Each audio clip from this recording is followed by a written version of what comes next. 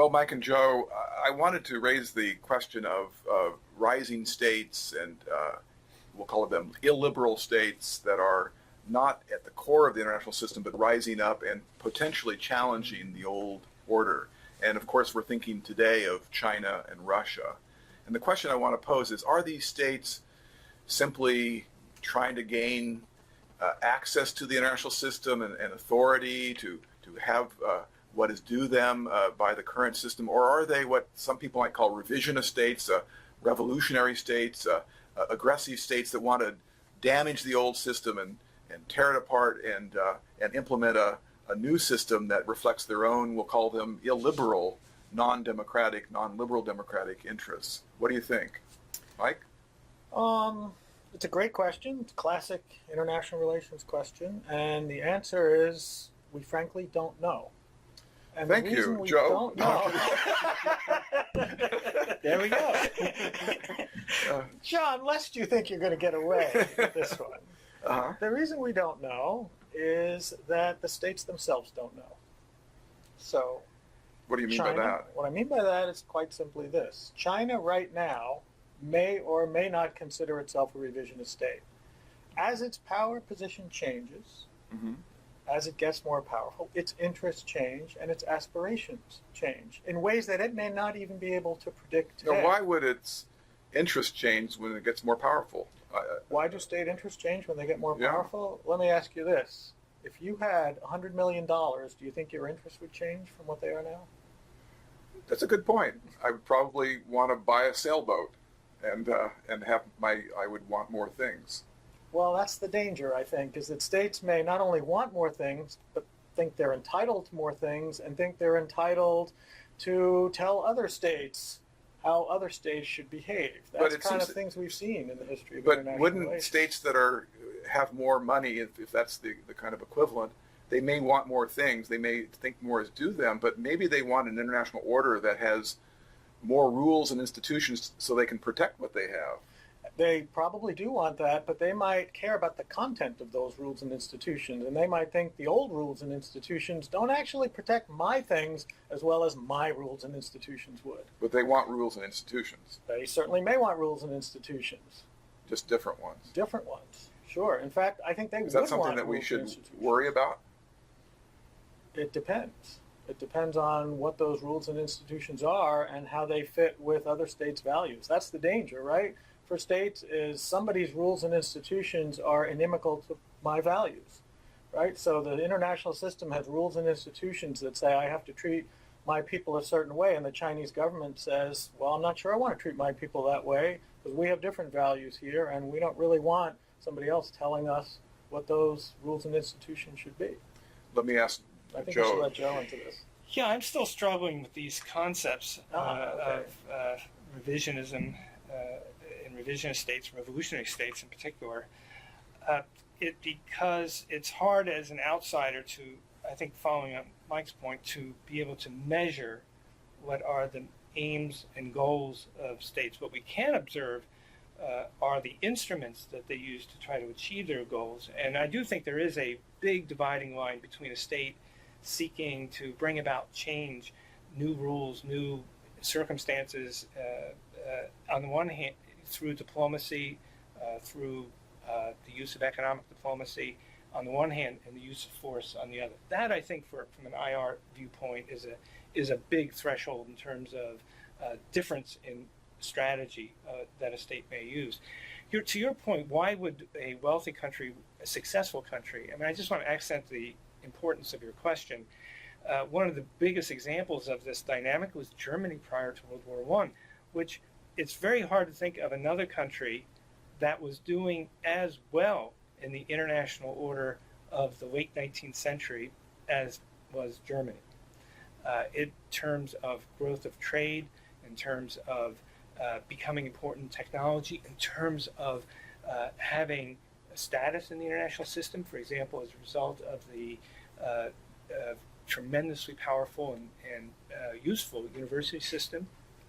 And yet, Germany, in the years between 1900 and 1914, progressively turned to more bellicose forms of behavior and apparently exhibiting a preference to not overturn the international system, not to overturn the international order, but to change it to the degree that it came up against the interests of other major states, especially France and Britain. So what you're saying, at the very least, when we think about Russia and China today, having a sense of history and what has happened in the past is important. And then even if it only leads you to say, well, it's different here. It's not the same as last time, or it's this way. It's same in some ways, but other ways. Yes. And there's a range of possibilities. Yes, yes. And in terms of how much change we need to see, or that a state wishes to bring about to be a problem in international relations, it may not be, for example, revolutionary France, and I'm not referring to the Napoleonic period, but say the period between 1792 and 1798. That was the revolutionary period really was an attempt to create in other countries a kind of republican regime that had been established in France. That really was trying to overturn the status quo. But in the prior World War I, we still ended up with grave difficulties with Germany, even though it wasn't trying to be a revolutionary state. So too, Japan in the period, say, 1920 to 1940, was not trying to overturn, create a completely new order. It was just trying to get a sphere of influence. The problem with that sphere of influence would mean the exclusion of the United States and also the subjugation of those people. I think there's also that was enough to bring about a major war. I was saying today, if you look at Russia today, I mean, I would say that Russia is a revisionist state regionally today, not globally, because it's not powerful enough to be a regional state globally, and, in the sort of 2014, 2015 timeframe. But regionally, it clearly is dissatisfied with its position. I think if you look at Russia's behavior, you could say quite clearly Russia would prefer to have states like Ukraine, Georgia, Belarus in a much tighter kind of sphere of influence than it actually has. Now, that doesn't necessarily mean Russia is defying all the norms and rules of international order, but it's a problem. Kind of at least a part-time spoiler. A part-time spoiler, would be a way to think about it. Mm-hmm. But that aggressiveness that you think you see maybe in Russia in 2014 back then, is it because they are dissatisfied, but is it in some sense a sign of their own weakness that in some sense the countries around them, including Ukraine, for all of its problems, would prefer to have a relationship with Europe, or at least one that includes a very strong economic relationship with Europe? Not that they want to join NATO, but that in some sense it's not so much that they are a revisionist state or are trying to change the status quo. It's that the status quo has changed itself in a way that has made them more vulnerable and exposed, shall we say. I agree. I mean, I think a revisionist state can be very weak as well as very strong. I mean, if you look at Japan in the 30s, a lot of people interpret it as this wasn't a strong Japan. This was a weak Japan worried that it was totally vulnerable given its economic position in the world economy and had very little choice except to do things that were disruptive to the system. Whether you would buy that argument or not, I think you have to be open to the possibility that revisionist states can actually act from weakness or from strength. From strength, yes. Mm-hmm. Yeah, I think there's a lot to that. I do think when you were making the point about it's not all or not all or nothing, so to speak. That it's not that they want a total change or they want no change.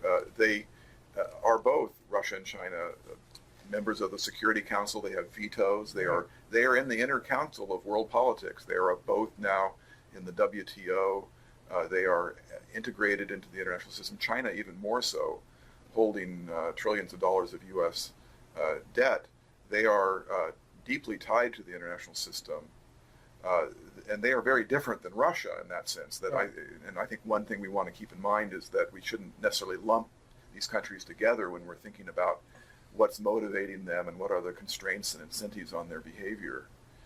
China seems to be a country that truly is gaining power and has a record that can allow you to see both the way in which it's trying to change the status quo in the region, but is also eager for more access to international institutions to get voting rights in the IMF, to achieve kind of an authority that they have lacked, so to speak, for centuries in their period of weakness.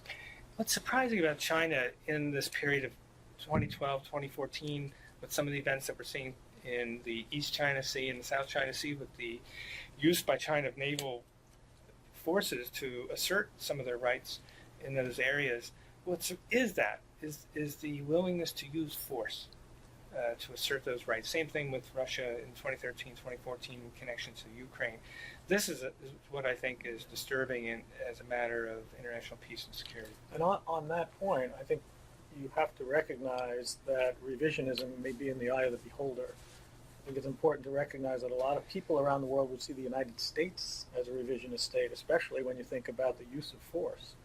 Right? Yes. There are lots of places in the world where people say it's America, a very powerful state that's looking to revise what has been the status quo in our region to serve its own interests more effectively. So I think it's really important not simply to think about revisionist states as those states over there Yes. who might want to change what we have. Yeah. Revisionism is not just another way of saying you're doing something I disagree with. That's right. Yeah, I think this is a very important discussion we've just had. It highlights what is one of the enduring questions, really, in world politics, and that is how do states that are rising up or are outside of the global system, or at least partially outside, how do they make their peace, so to speak? How do they relate to the existing international system? Are they collaborators and supporters? Are they opponents? What is the nature of the conflict? And as I think our discussion has suggested, the way in which regional contestation over territory and borders, shall we say, reverberates globally, and whether, as in the beginning of World War II, the local politics, so to speak, of aggression and revisionism, shall we say, reverberated around the world in what became a global war.